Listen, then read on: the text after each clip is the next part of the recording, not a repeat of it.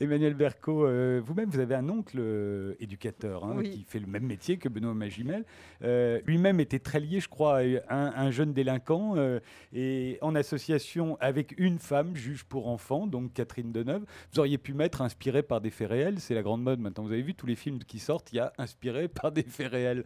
Vous n'avez pas voulu céder Non, à ce parce que marketing? c'est pas la seule chose qui est inspirée de faits réels, c'est ce trio.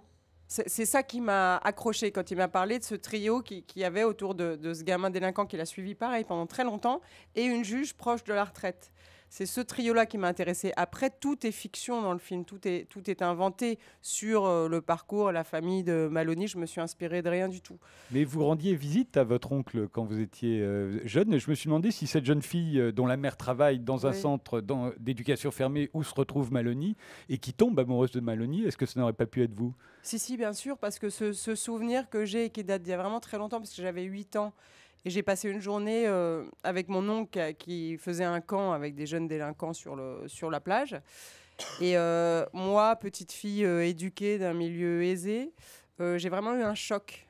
Déjà de voir des enfants sauvages, parce que c'était des enfants sauvages, et surtout de prendre conscience que bah, ces enfants-là, ils n'avaient pas la chance que j'avais.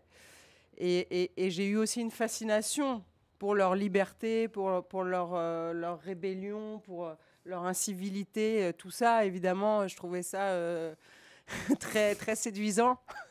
Et c'est vrai que j'ai certainement projeté ce souvenir, en fait, dans ce personnage de Tess que rencontre Maloney et par qui, finalement, il va s'ouvrir.